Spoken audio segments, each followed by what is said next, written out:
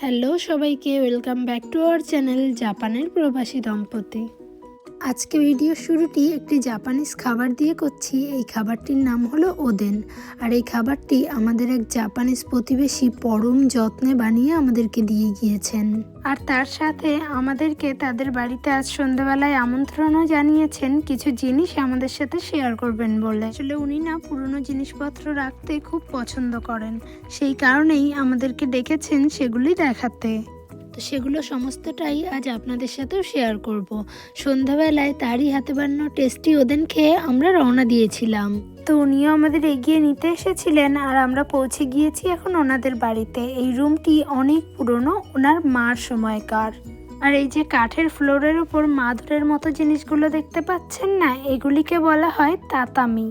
পুরোনো দিনের জাপানিজ রুমগুলিতে এই তাতামি ম্যাটের ফ্লোরই বেশি হতো। কাঠের বেসের ওপরে এই ধরনের তাতামি ম্যাটগুলো একদম সুন্দর করে অ্যাটাচ করা থাকে এবং এই তাতামি ম্যাটগুলি বিভিন্ন সাইজের পাওয়া যায়। এরকম বেশ কয়েকটি তাতামি ম্যাটের সমন্বয়ে একটি ঘরের ফ্লোর তৈরি হয়। ঘরের মাঝখানে যে বিশেষ ধরনের একটি টেবিল দেখতে পাচ্ছেন, টেবিলটিকে জাপানিজ ভাষায় বলা হয় কোতাৎসু। সাথে রয়েছে পুরোনো দিনের মতো স্লাইডিং ওয়ার্ড্রোব, আর তার সাথে ওই কোনায় দেখুন লোহার পুরোনো দিনের চায়ের কেটলি এবং টেবিল ল্যাম্প রাখা রয়েছে। এই টেবিলটা সম্পর্কে আপনাদের একটু বলি। এই কোতাৎসু হলো জাপানের একটি বিশেষ ধরনের হিটিং ফার্নিচার। তো এই টেবিলগুলি নর্মাল টেবিলের থেকে হাইটে অনেকটাই ছোট হয়ে থাকে আর চারিদিক থেকে মোটা কম্বল জাতীয় জিনিস দিয়ে ঢাকা থাকে। ওই যে দেখছেন নিচের দিকে জায়গা তৈরি করা রয়েছে, ওখানে চলছে বৈদ্যুতিক হিটার। যদিও এখন এটিকে গরম রাখার জন্য হিটার ব্যবহৃত করা হয়, আগেকার দিনে এখানে কয়লা ব্যবহৃত হতো। আর এবারে এই টেবিলের চারিদিক থেকে মোটা কম্বলটি নামিয়ে দিলেই ভেতরে একটি খুবই আরামদায়ক গরম পরিবেশ তৈরি হবে। যেহেতু জাপান একটি শীতপ্রধান দেশ, তাই এই জিনিসের ব্যবহার জাপানের মানুষের মধ্যে আগে অনেক বেশি ছিল।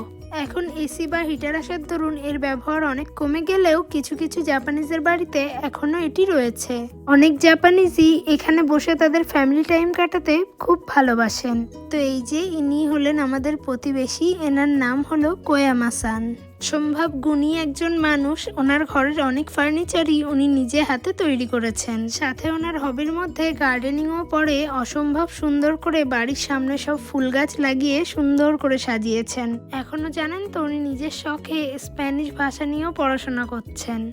উনি আমাদের দুজনকে খুবই স্নেহ করেন। আর এই দেখুন, এটি হলো জাপানিজদের ঠাকুরের আসন বলতে পারেন। তো এখানে কোয়ামা-সানের বাবা মা সহ কোয়ামা-সানের ওয়াইফের বাবা মারও ছবি রয়েছে।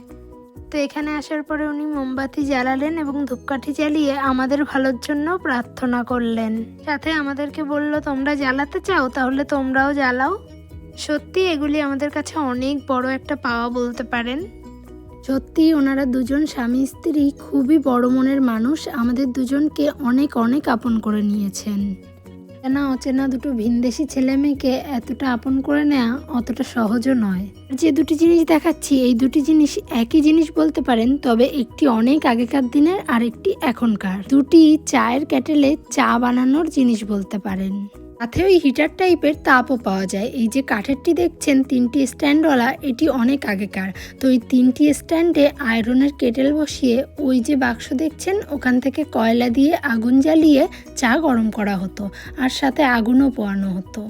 আর তার পাশেরটির ওই একই কাজ, তবে এটি ইলেকট্রিক। এটিতে আর কয়লা দেওয়ার কোনো প্রয়োজন নেই। আশা করি আজকের ভিডিওতে অনেক কিছুই আপনাদের সাথে শেয়ার করতে পারলাম। তাহলে ভিডিওটি ভালো লাগলে অবশ্যই লাইক, কমেন্ট, শেয়ার এবং চ্যানেলটা সাবস্ক্রাইব করে দেবেন। তাতে করে আমিও আরও অনেক অনেক নতুন নতুন টপিকের ভিডিও আপনাদের সাথে শেয়ার করার মোটিভেশন পাই। আজকের মতন বাই, দেখা হচ্ছে আবার নতুন একটা ভিডিওর সাথে।